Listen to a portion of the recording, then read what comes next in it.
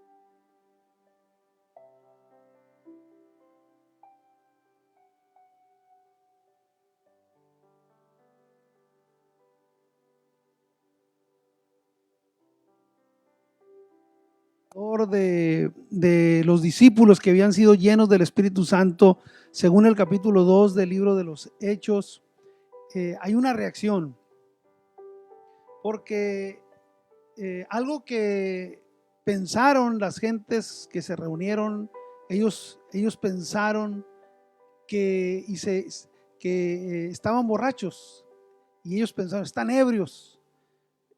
Para llegar a pensar que la gente que está llena del Espíritu Santo se le puede confundir con un ebrio, que alguien puede pensar que está bebido, y que sus movimientos, su forma de hablar, su forma de caminar, eh, sus expresiones, que todo eso se puede confundir con una persona ebria. Es muy interesante pensar que pudieran ellos tener esa opinión al escucharlos hablar y al verlos, la manera como se estaban conduciendo, que pensaran que estaban borrachos, que estaban ebrios. Y esto trae una respuesta del apóstol Pedro. Es el primer discurso que se da después de que Jesucristo ascendió a los cielos, después de la resurrección de nuestro Señor Jesucristo. Esta es la apertura de un mensaje muy claro, muy definido, con una enseñanza muy precisa, y es Pedro, pero dice la Escritura que acompañado de los 11. Esto nos dice que no es algo que Pedro lo vaya a explicar por sí mismo, o que sean solamente sus ideas, sino que los restantes 11 respaldan lo que Pedro va a decir, están de acuerdo con lo que Pedro va a expresar. Y notemos nosotros que este discurso de Pedro, esto que va a decir Pedro, el primer sermón de Pedro, es un sermón como respuesta a las interrogantes de la gente, como respuesta a la reacción de la gente al ver a aquellos hombres que estaban llenos del Espíritu Santo, pero que ellos no entendían lo que estaba pasando. Ellos solamente estaban maravillados, algunos porque les oían que hablaban las maravillas de Dios en sus propios idiomas. Ellos eran de diferentes nacionalidades. Voy a repetir las nacionalidades de las que pertenecían algunos de los que estaban atestiguando este momento. Y nos dice que había partos, medos, elamitas, y los que habitamos en Mesopotamia, dice el escritor, en Judea, en Capadocia, en el Ponto, en Asia, en Frigia, en Panfilia, en Egipto y en las regiones de África más allá de Cirene, y romanos aquí residentes, tanto judíos como prosélitos, cretenses y árabes, y los oímos hablar en nuestras lenguas las maravillas de Dios. Les oían que estaban hablando las maravillas de Dios, y ellos estaban sorprendidos porque sabían que aquellos hombres que estaban ahí, aquellos 120 que estaban ahí, ellos decían, no son galileos estos. Ellos podían identificarlos, que eran personas que vivían en esa región, que no venían del extranjero, que por lo tanto no habían aprendido los idiomas de cada uno de ellos, pero ellos estaban escuchándolos, y el mensaje que ellos decían en los diferentes idiomas era hablar, estaban diciendo las maravillas de Dios. Esto es, las grandes cosas que Dios ha hecho, lo que ha hecho el Señor en la humanidad, su manifestación, su grande poder, su amor, su misericordia. Todo esto ellos lo escuchaban, y por esta razón estaban ellos maravillados de lo que estaban oyendo, de los portentos de Dios y de cómo estaba sucediendo esto. Y ellos estaban conmovidos al escuchar estos mensajes de aquellos que hablaban en lenguas. Pero por otro lado, dice aquí, mas otros burlándose decían, están llenos de mosto. Esto es, están briagos, están borrachos, ¿verdad? Lo que pasa es que bebieron, y siempre hay gente que juzga superficialmente. Siempre hay personas que no meditan, no se detienen a pensar. Por eso el proverbista habla de los simples y su simpleza, y habla de los que son ligeros, los que son, son personas que aún de lo que hace Dios y de lo que hace el Espíritu Santo hacen broma, lo hacen comedia, se burlan, toman a la ligera las manifestaciones de Dios, pero es porque hace falta la experiencia, hace falta el conocimiento, les hace falta vivir ese momento. Ha habido muchos que se reían, se burlaban, imitaban, cuando veían la manifestación de Dios en sus familiares o en sus amigos, o se asomaban a una congregación, iban y miraban y veían cómo oraban, la oración de los hermanos, y entonces ellos hacían imitación y se reían, hasta que el Espíritu de Dios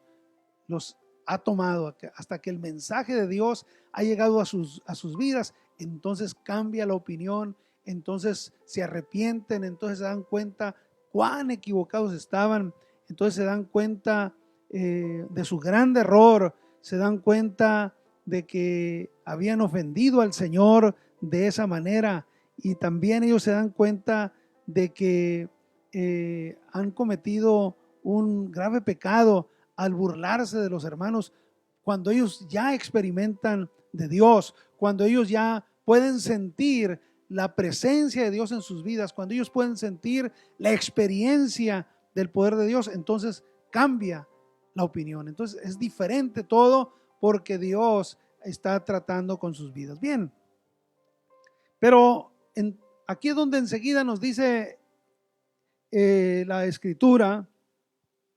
Entonces Pedro, poniéndose en pie con los 11, alzó la voz y les habló diciendo: varones judíos y todos los que habitáis en Jerusalén, esto os sea notorios, oíd mis palabras. Esta es la introducción. Llama su atención Pedro, y como ya mencioné, respaldado por los restantes 11, él va a dar una explicación de lo que ha sucedido. Y aquí es donde les dice: porque estos no están ebrios. Por eso nuestro tema el día de hoy es: no están borrachos. Porque estos no están ebrios, como vosotros suponéis, puesto que es la hora tercera del día. Y como que lo que le molestó a Pedro y a quien se dirigió era precisamente a los críticos burlones.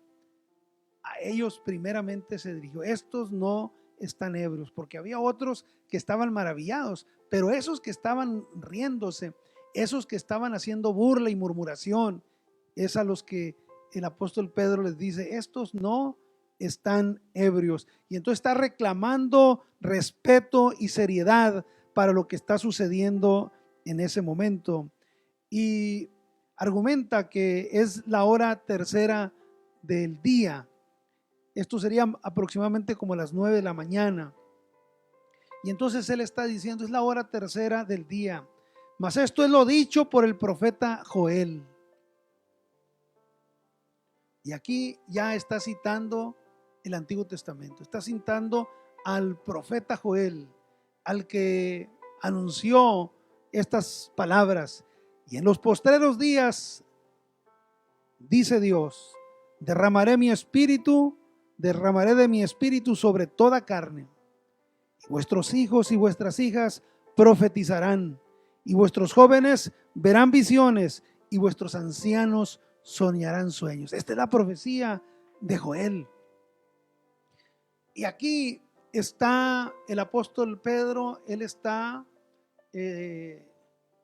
anunciando que aquello que se anunció está teniendo cumplimiento en ese momento, que ahí está iniciándose esa promesa de derramar del Espíritu de Dios sobre toda carne. Y que ellos son testigos, todos ellos, los que están en Jerusalén, todos los extranjeros, todos los prosélitos, todos los moradores de Jerusalén, todos están siendo testigos del cumplimiento de la profecía de Joel, que llegó el momento cuando el Señor va a derramar de su Espíritu sobre toda carne. Gloria a Dios.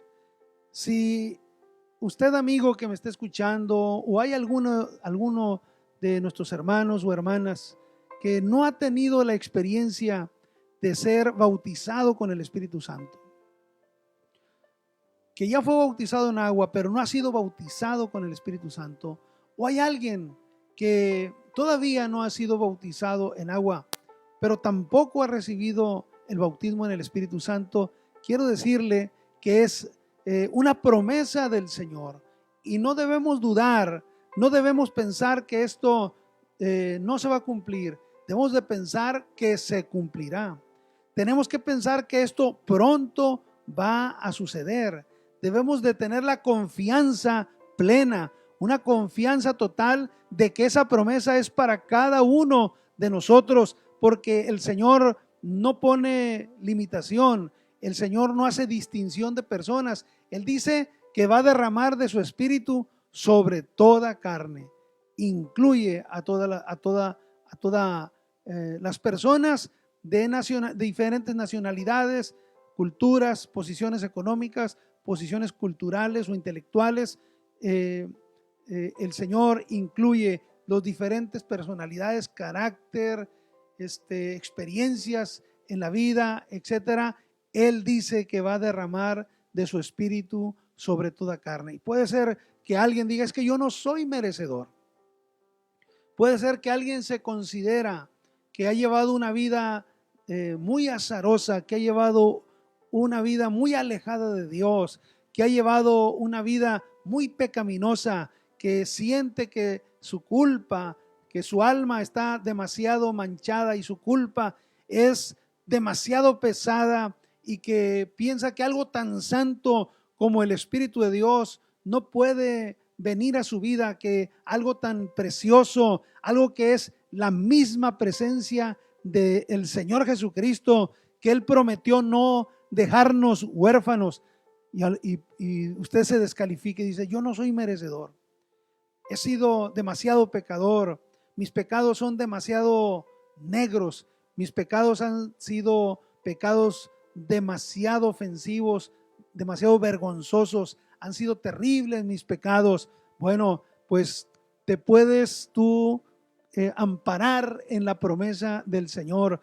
Eso lo dijo a través primero del profeta Joel: en los postreros días derramaré de mi espíritu sobre toda carne. Y tú, entre tanto que tienes vida, tienes oportunidad de ser lleno del Espíritu de Dios. Tienes oportunidad de que el Espíritu Santo venga sobre ti y te llene la presencia del Señor y puedas ser movido por el Espíritu Santo, que tu mente sea transformada, que tu corazón se inflame del gozo del Espíritu de Dios, que tu ser sea lleno de esa promesa maravillosa, de esa promesa gloriosa. Gloria al Señor, donde el Señor nos provoca un cambio poderoso en nuestro ser. Bendito el Señor. Así que es lo que está diciendo el apóstol Pedro citando al profeta Joel, que el Señor derramaría de su Espíritu sobre toda carne. Y aquí se miran algunas de las cosas, según lo que nos menciona aquí la Escritura, y como efecto de que las personas reciban el Espíritu Santo, entonces dice, vuestros hijos y vuestras hijas profetizarán. El Espíritu Santo va a hacer que haya profecía.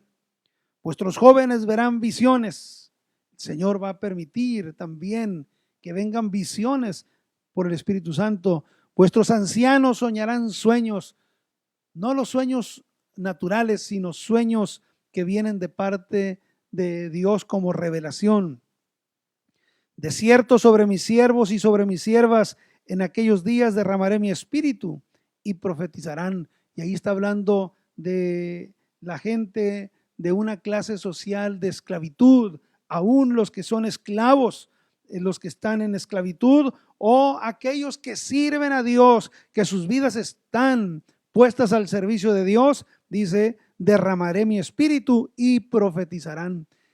Cuando alguien profetiza, cuando alguien habla un mensaje que viene inspirado de Dios, que solamente Dios lo da, entonces podemos entender que esa persona está profetizando por el Espíritu Santo, que es el Espíritu Santo el que le inspira y le mueve y le da las ideas, pone esas ideas en el corazón y en la mente del que va a dar el mensaje profético. Y daré prodigios arriba en el cielo y señales abajo en la tierra, sangre y fuego y vapor de humo. El sol se convertirá en tinieblas y la luna en sangre antes que venga el día del Señor, grande y manifiesto, y todo aquel que invocar el nombre del Señor será salvo. Y aquí es un inter de tiempo prolongado a través de la historia, donde va a haber diferentes señales en el cielo, va a haber diferentes señales en la tierra, gloria al Señor, donde todas estas evidencias van a hablar de la proximidad del cumplimiento de los tiempos y de la obra que el Señor quiere realizar para la humanidad y también para alcanzar a su pueblo. Pero luego viene esa promesa, esa apertura, y todo aquel que invocar el nombre del Señor será salvo. La oportunidad de salvación. Participa entonces el Espíritu Santo en la oportunidad de salvación. Participa el Espíritu Santo en el hecho de que las personas puedan invocar el nombre del Señor para recibir salvación. Cuando escuchamos, ¿verdad?, que alguien se cubre, alguien clama al nombre del Señor, alguien busca esa bendición y esa promesa, a su vida puede venir entonces ese rescate. Puede ser rescatado de la condenación eterna. Puede ser rescatado de que su alma se pierda eternamente, y puede entonces, si invoca el nombre del Señor, entonces puede entrar a la salvación. Esto es parte de la promesa del Señor a través del profeta Joel. Pero luego enseguida el apóstol Pedro hace una cita y entonces cambia el tono de su discurso. Dice: varones israelitas, oíd estas palabras.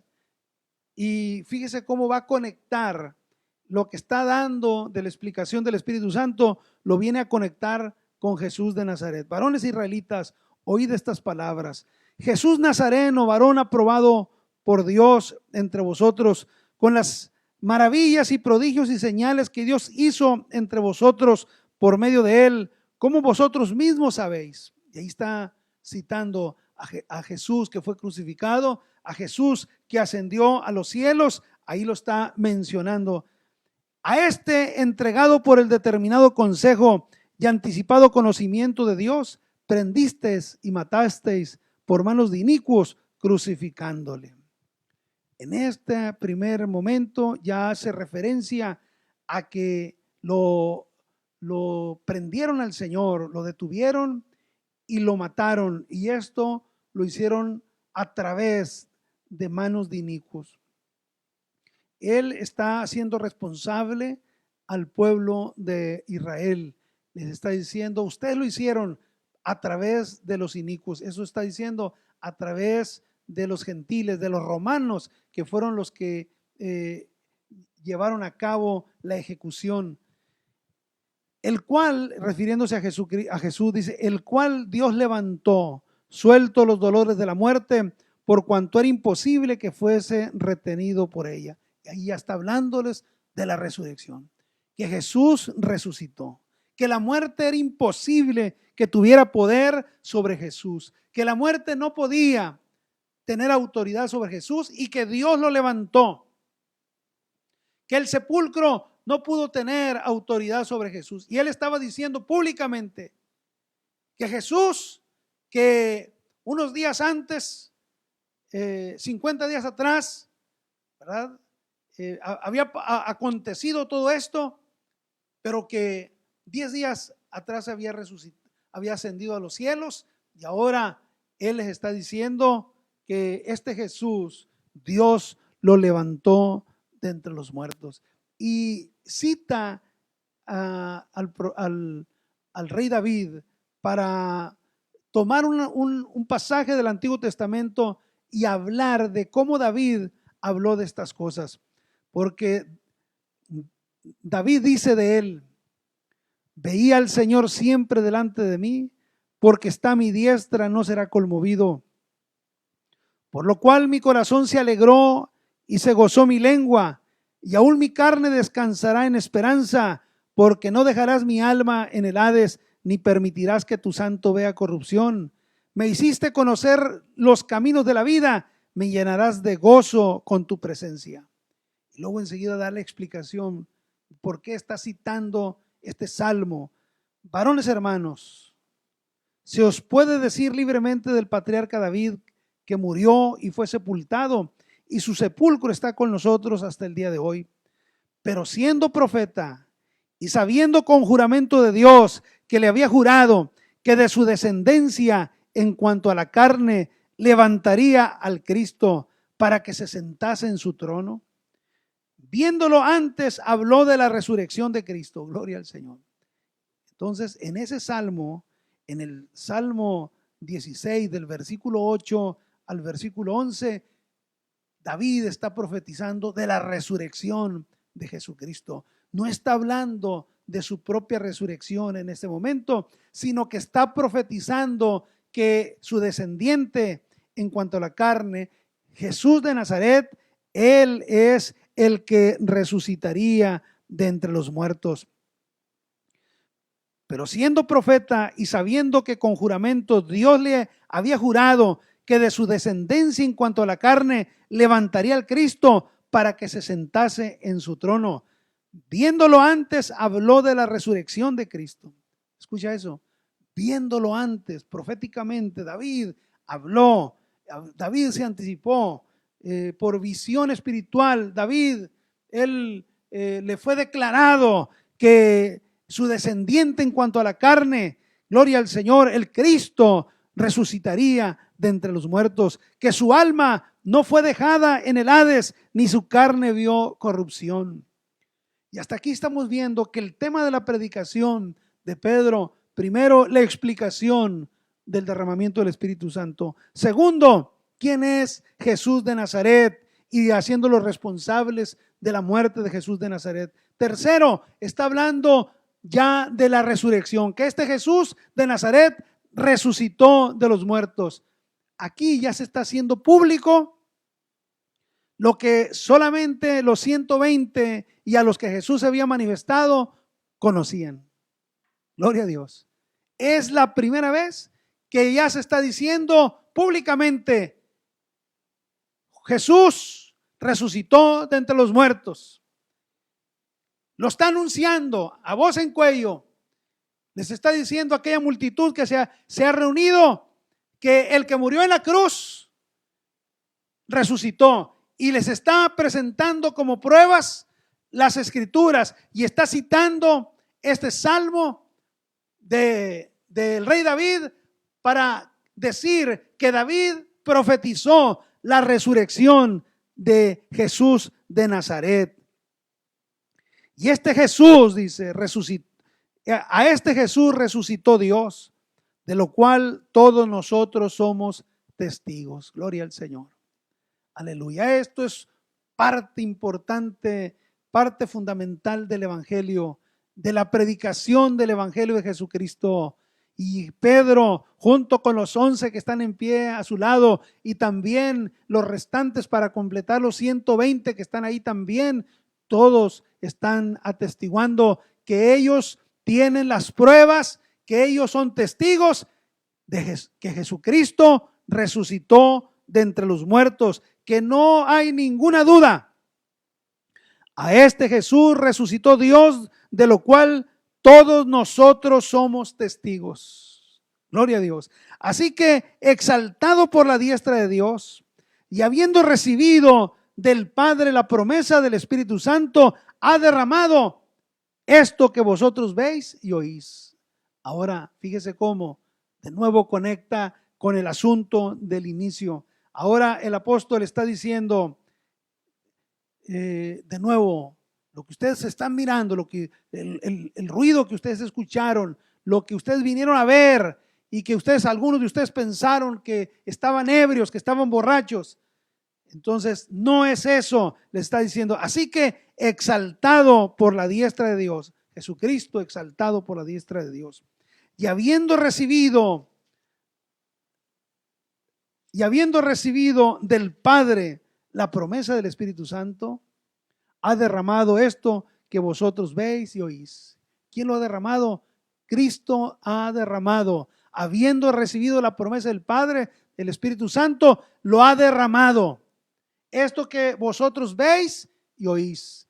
Lo que estaban mirando en el comportamiento de la gente, lo que estaban escuchando, los mensajes que hablaban aquellos llenos del Espíritu Santo en los diferentes idiomas. Les está diciendo, esto es el poder de Dios. Esto es un milagro que el Señor está haciendo. Este es el cumplimiento de la profecía de Joel. El Cristo que resucitó entre los muertos, como lo anunció el rey David, es el que ahora ha derramado esto que ustedes miran y escuchan. Porque David no subió a los cielos, pero él mismo dijo el Señor a mi Señor, siéntate a mi diestra hasta que ponga tus enemigos por estrado de tus pies. Aleluya. Y ahí está hablando de la entronización del Señor. Está hablando del ascenso del Señor a los cielos. Está hablando de que el Señor está en la posición de autoridad y que tiene esta promesa.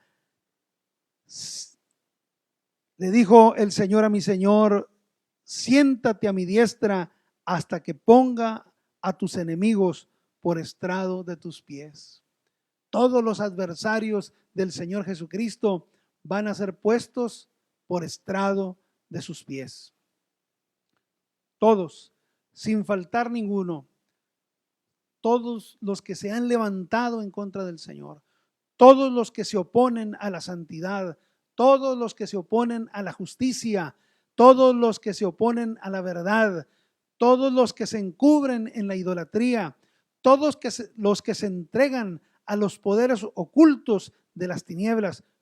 Todos los que se entregan a las vanidades, todos los que no entran al arrepentimiento, todos los que no ponen su confianza en el autor y consumador de la fe, todos los que se rebelan contra la autoridad divina, si no entran en el proceso de conversión y de arrepentimiento y el Señor los toma por enemigos, serán puestos por estrado de los pies del Señor Todopoderoso.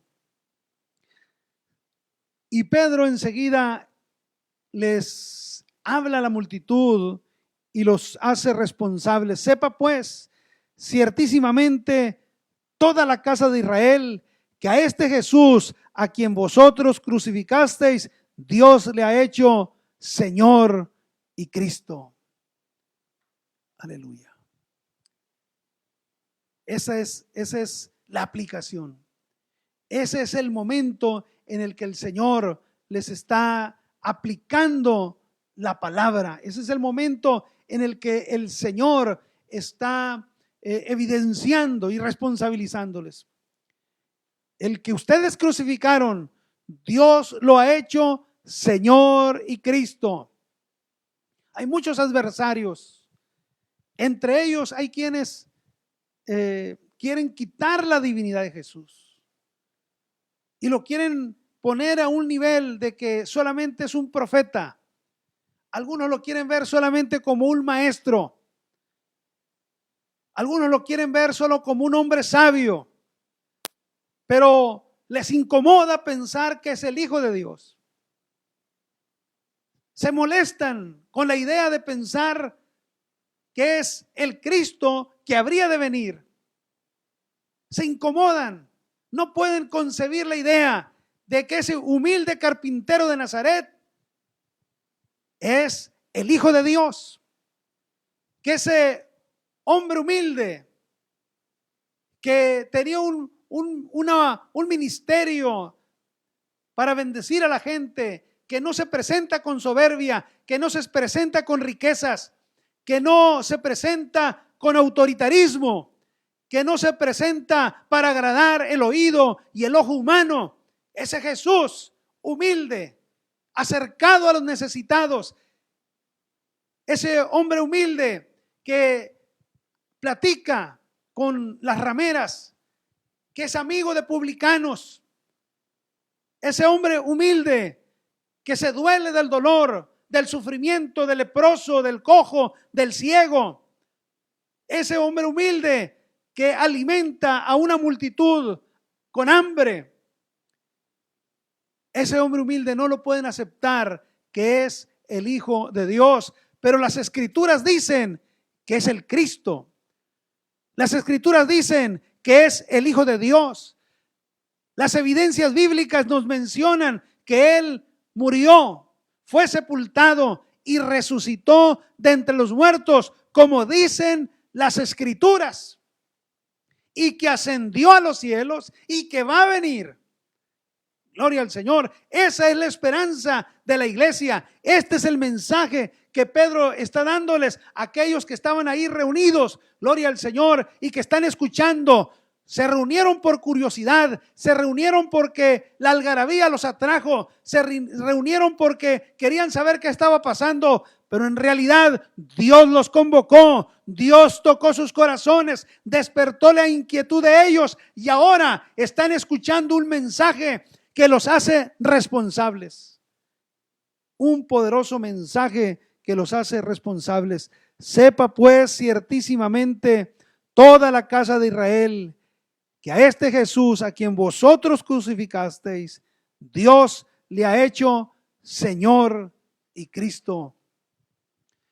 El Dios Todopoderoso nos está diciendo que Él está en toda su autoridad.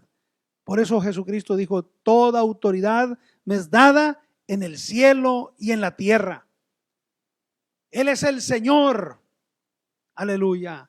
Por eso es el que tiene la autoridad, tiene el señorío. Y también es el Cristo. Esto es, el que ha sido ungido por Dios.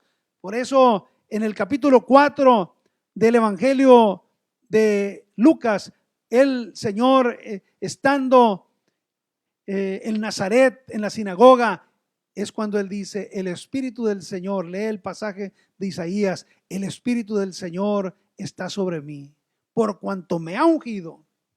Gloria a Dios. Y luego al terminar la lectura dice: hoy se ha cumplido delante de ustedes, delante de sus ojos, la Escritura. Gloria al Señor.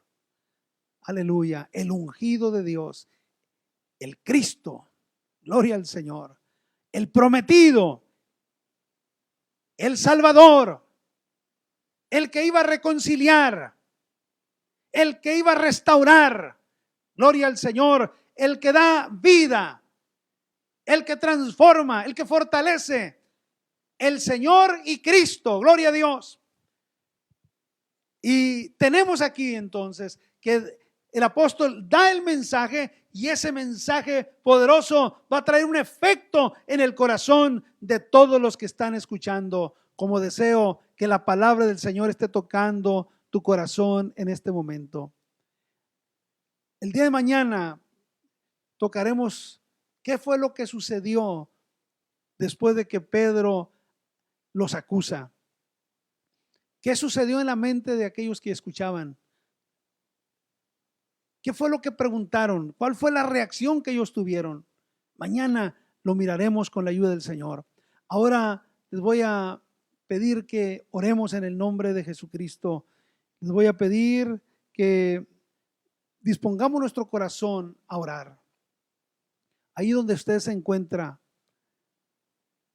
vamos a presentar diferentes necesidades. Yo tengo aquí una lista de nombres Solamente voy a mencionar los nombres, haré una introducción en la oración y luego empezaré a mencionar los nombres que tengo aquí escritos de personas que están enfermas, que han perdido un familiar, que están pidiendo protección por su salud, etcétera. Voy a presentar estas necesidades. Les agradezco mucho su atención hasta este momento y espero que continúen con nosotros en la oración. Ore juntamente con nosotros, inclinemos nuestro rostro y pidamos a Dios. Si puede usted doblar su rodilla o levantar sus manos, hagámoslo. Oremos en el nombre de Cristo Jesús.